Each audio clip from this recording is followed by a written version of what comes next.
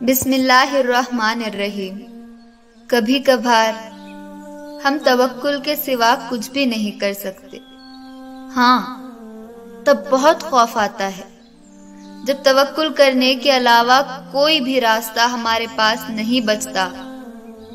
फिर वसवसे सताते हैं, फिर बंद राहें हमारी सांसें अपने हाथ में लिए खड़ी होती है। बस यूं लगता है जैसे अभी सब खत्म हो जाएगा और सांस यहीं रुक जाएंगी। तवक्कुल का सफर सब्र के सफर से भी ज्यादा मुश्किल होता है, क्योंकि सब्र के सफर में तो इंसान दिल को समझा लेता है कि जो है बस वही है, लेकिन तवक्कुल ऐसा मोड़ है जहां आंखें ये देख रही होती है कि सब कुछ खत्म हो गया, लेकिन फिर भी दिल यकीन का इंतखाब करता है। और शायद तब हम यकीन की आखिरी इंतहा पे होते हैं जब नसीब सब कर गुजरता है, लेकिन फिर भी हमें अल्लाह की कुदरतों पे ज्यादा यकीन होता है। शायद हमारा वो इंतखाब ही हमें उस तक ले जाता है जिस तक जाने के सारे रास्ते खत्म हो चुके होते हैं। शायद कभी कभार सब गायब हो जाने के बाद भी मिल जाने का यकीन रखना चाहिए।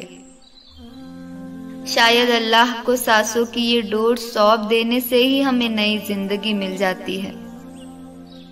शायद मौजों से पहले वाकई कोई रास्ता बाकी नहीं रहता अल्लाह पे भरोसा रखने के सिवा और अल्लाह से मांगते रहने के सिवा। तो अगर तुम्हारे पास भी कोई रास्ता बाकी नहीं, तो यकीन रखो कि तुम्हारा मुआवजा होने को है।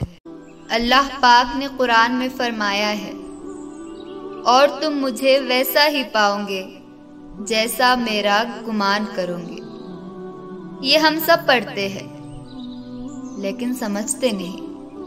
क्या तुम जानते हो, जब हजरत मूसा अलैहिस्सलाम के पीछे फौज लगी हुई थी तब अल्लाह ने क्यों समंदर को 2 हिस्सों में बांट दिया? क्या तुम जानते हो कि जब हजरत इब्राहीम अलैहिस्सलाम को आग में जाने का हुक्म दिया गया तो उसने क्यों उस आग को ठंडा कर दिया?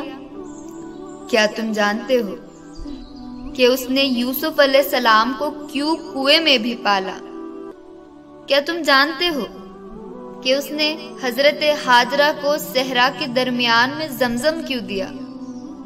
क्यों उसने हजरत यूनुस को मछली के पेट में भी महफूज रखा?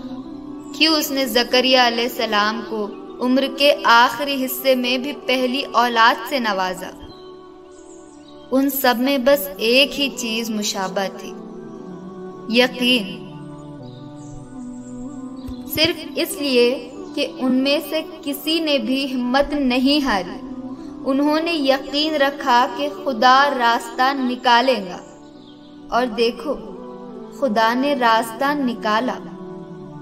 वो सब उस पे यकीन रखकर आगे बढ़ते रहे, और देखो उस रब ने भी उन्हें मायूस नहीं किया। और तवक्कुल तो यही है कि रास्ता ना हो और तुम कहो कि अल्लाह रास्ता बनाने वाला है। जब तुम उसका अच्छा गुमान करोगे तो तुम यकीनन सब अच्छा ही पाओगे। और फिर देखो राहें वहां से निकलेंगी जहां तुम्हारा वहमो गुमान भी नहीं जा सकता। और एक दिन तुम्हें पता चल ही जाएगा कि वाकई वो तुमसे पाक मोहब्बत करता है, 70 माओं से भी ज्यादा। और कुछ गलत नहीं कि ऐसी मोहब्बत तुमसे कभी किसी ने नहीं की होगी।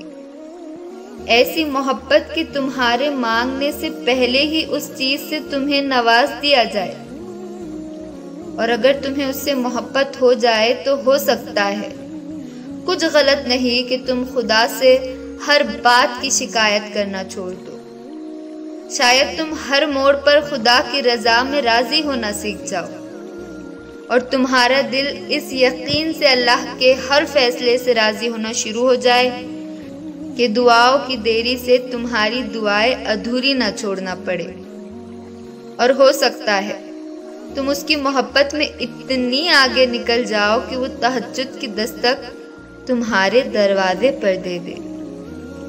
और आहिस्ता आहिस्ता वो सारे दरवाजे खुल जाए जो कई रुकावटों की वजह से बंद है, और ऐसा हो जाए जो तन्हाई की रातें और आंसुओं से भरी सिसकियां और तुम्हारी उन दिनों की बेबसी और वो सब लम्हे जिसमें तुम अधूरा रह गए थे, हो सकता है उन दिनों का हिसाब खुदा उस शख्स से लेना शुरू कर दे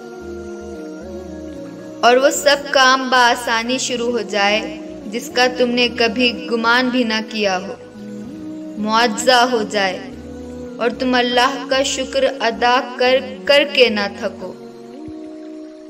लेकिन ठहरो, इन सब के लिए तुम्हारे दिल में अल्लाह से पाक मोहब्बत का होना शर्त है।